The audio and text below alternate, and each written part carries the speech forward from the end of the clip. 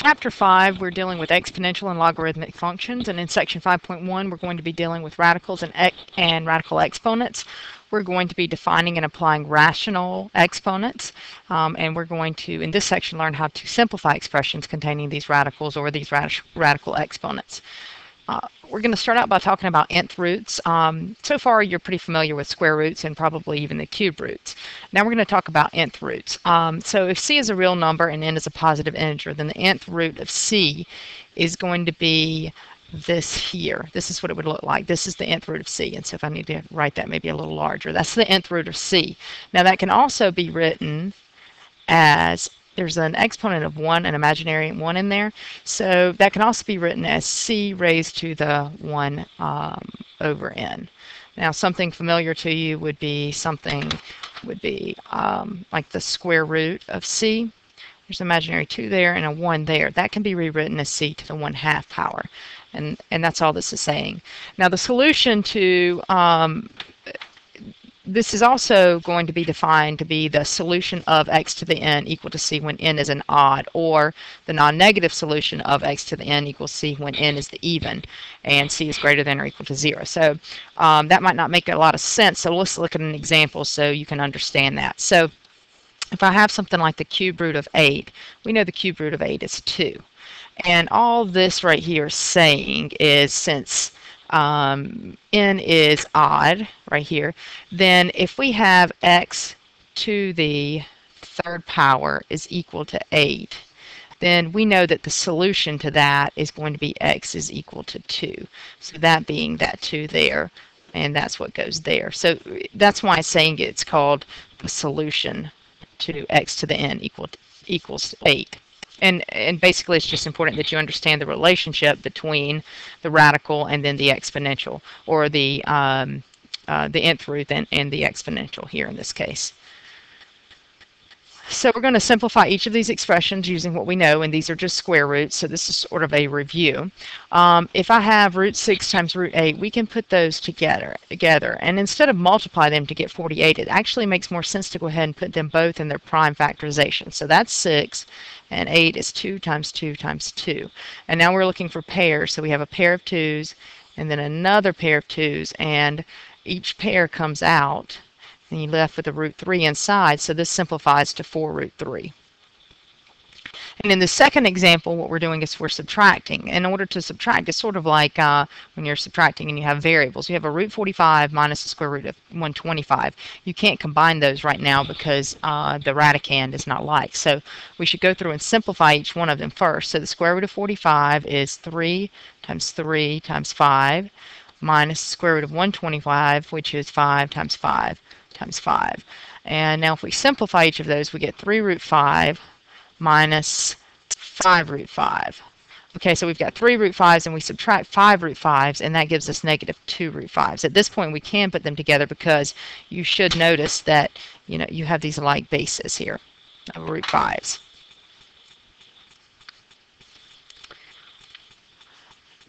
Now we're going to simplify the cube root of this polynomial. So instead of looking for pairs, in this case what we're looking for is sets of 3. So I've got the cube root, and I already know that 1,000, I could break it down into its prime factorization, but I already know 1,000 is 10 times 10 times 10, and it's pretty convenient that that comes out to be 10 cubed, and I need a set of 3. And then I've got an x cubed and a y to the 7th. So I'm looking for sets of 3. I've got 3 10s, so I can get a 10 out, and x cubed, so I can take out an x. And then if I have 7 y's, I can take out 2 sets of 3, but I'm left with 1 y on the inside. So that's going to be, let's erase that, make it a little neater, the cubed root of y left there, and that's how this one simplifies. On this next example, all I'm doing is multiplying what we have conjugates here. You notice that they're exactly the same except for one's plus root b and the other is minus root b. So when I'm multiplying these, then I do need a FOIL. The 6 times the 6 is my 36, and 6 times the negative root b is going to give me negative 6 root b. And then the root b times 6 is going to give me plus 6 root b. And then the root b times the root b gives me negative b. So I continue simplifying these two. If their conjugates are going to cancel out, and I'm left with 36 minus b in this case. And now we're going to talk about rational exponents. Rational exponents are going to be if you have a situation where c is a positive real number, and if you have a fraction like t over k, and let's say that that's a rational number with a positive denominator, then this c, let's rewrite this, c equal to t over k can be rewritten as c to the t raised to the 1 over k, or it can also be written as c to the 1 over k raised to the t power. And then that also works in radical notation also. And that's just saying that this here can be rewritten as we talked about on the last side, the kth root of c to the t, which can also be written as, and that t can be out here. And those are all equivalent. Now let's look at an example with numbers to make that, hopefully clear that up a little bit for us.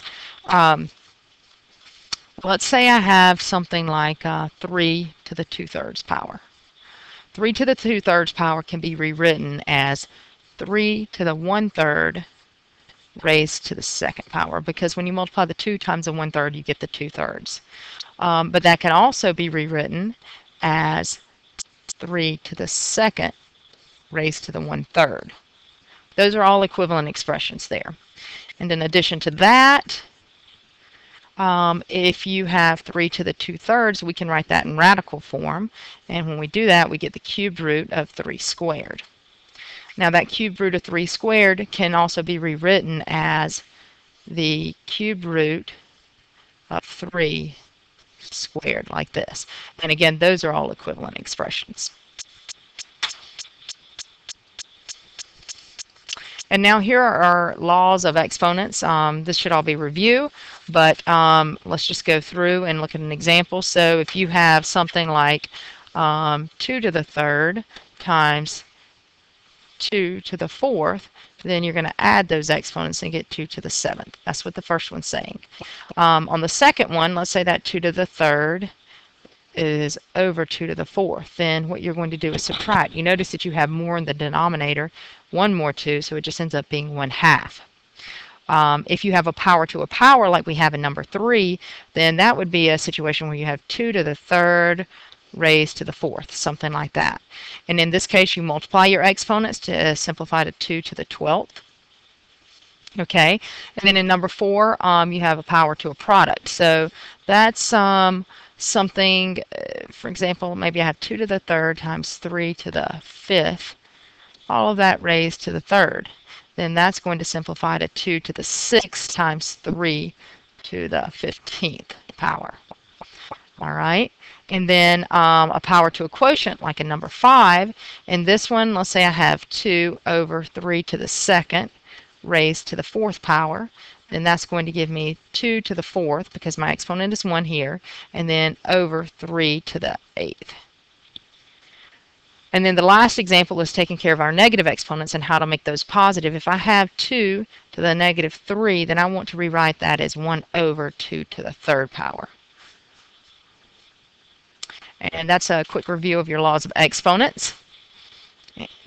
Let's go through and apply those now in a few more examples. Let's say I have this example here, this expression, and I want to rewrite it so that I only have positive exponents. But let's also add to that we want to simplify it, okay? So there's several different ways to start, and you don't have to start the same way that I start. But what I would do is take that 5/4, and since it's a power to a product, is I would rewrite it first of all as 16 to the 5/4 power, u to the, and then we have to multiply in this case, and that's going to give me u to the 1/2 power. And then I get v to the negative 5 when I multiply those. Okay, and from there, then I can go ahead and deal with my negative exponents. That's a v to the negative 5. So I can rewrite this and take care of the first piece of it. U to the 1/2 over v to the fifth. So my negative exponents are gone now, but this can still be simplified further, mainly because it's the 16 to the 5/4 power. If I rewrite that 16 to the 5/4 power, then you'll notice that, let's just go over here and do a little side work for that. That 16 to the 5/4 is the fourth root of 16 to the fifth. Now, that can be simplified. We know 16 is 2 to the 4th power, so I can do the fourth root of 2 to the 4th, but I've got 5 of those. So that ends up being the fourth root of 2 to the 20th. And how many sets of 4 do I have in 20? I have 5, so that can be simplified 2 to the 5th. So I'm going to take out this piece here and replace it with 2 to the 5th. Now let's see what happens with the square root of 1/2 u. Let's do a little work on that one. Or I'm sorry, u raised to the 1/2. U raised to the 1/2, if I write it in radical notation, then I get the square root of u to the first power. That's simplified. That's fine. We can't simplify that any further. And the same with v to the 5th. So we're just going to simplify this 16 to the 5/4. That's going to come down to 2 to the 5th, u to the 1/2 over v to the 5th. And this is simplified with no negative exponents. All right, and in our next example, and we're just asked to simplify each one of these, we're going to have to distribute that y to the 1/3.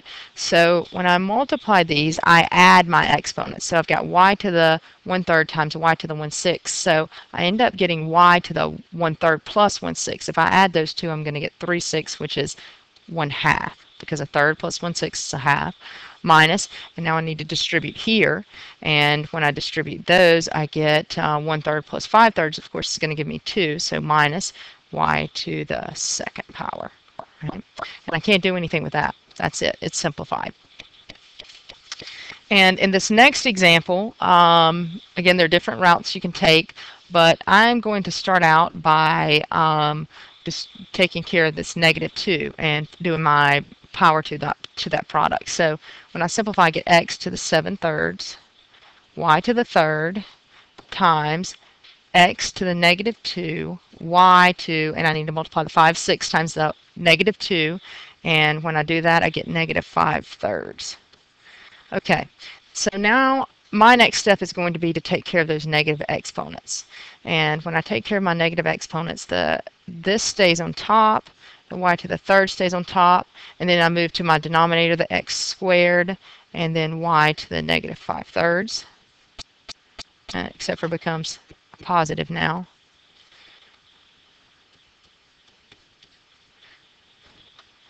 Just don't want to get rid of that negative. Okay, and now the process is to basically subtract, but what you want to think about is where do you have more, and how can that be simplified? So I've got x's on top, x's on bottom, and they're going to cancel out. 7/3 is more than 2, so I have more x's on top, and then I ask myself, how many more? Well, I have a third more, so it's going to leave me with x to the 3rd in the numerator. And for my y's, I have 3 on top, 5/3 on the bottom. So of course, again, I end up with more y's at top, and how much more? And the answer to that is 4/3 more. I can get that by just using subtraction with nothing on the bottom, so that means there's a 1, and this just simplifies to x to the 1/3 times y to the 4/3. All right, a few more examples.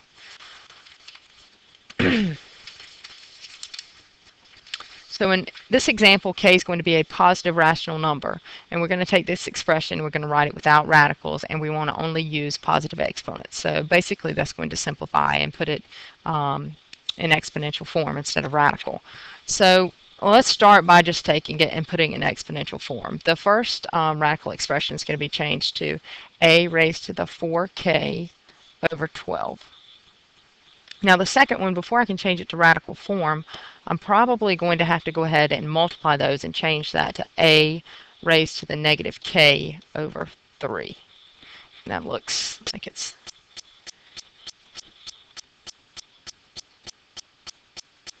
okay.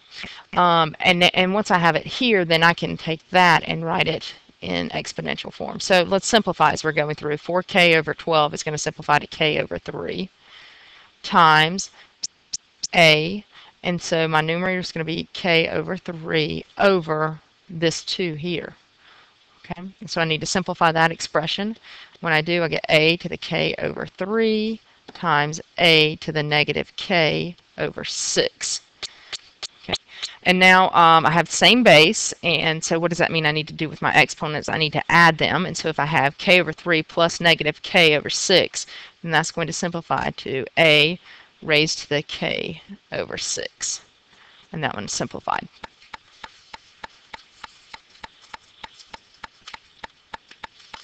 All right, 2 more examples here. And these are just some basic examples that you have already used in this class, but a quick review. And this is when you're rationalizing a denominator. Of course, if you are asked to simplify, or you need to make sure that you don't have any radicals in your denominator. And in both of these cases, I do. So in the first one, if it's just a single term, a root 6 there, then all I need to do is multiply by a fancy form of 1, root 6 over root 6. And when I do that, a root 6 over root 6 times a root 6 is just going to give me a 6 in my denominator and then a 5 root 6 in my numerator. And that's simplified. Okay, the denominator is rationalized. In the second case, it's a little bit more involved because I've got the 2 terms. I've got the 4 and then the plus root 5. And in this case, I need to multiply by the conjugate as we did earlier in the video. So, and also I need to make it 1. I can't change it, so I need to multiply by 1 again, a fancy form 1. And in this case, I do have to do my FOIL here. The 3 has to be distributed. And when I distribute that 3, I get 12 minus 3 root 5 over, and then I multiply my 4s, and I get 16. Multiply by 4 times a negative root 5, and I get negative 4 root 5. I multiply my root 5 times my 4, and I get plus 4 root 5. And I multiply my root 5s, and I get minus 5. When I simplify that, I get 12 minus 3 root 5 over, again, if these are conjugates, they should cancel. 16 minus 5 gives me 11, and I can't simplify that any further. So this is rationalized. And that's all I have for section 5.1.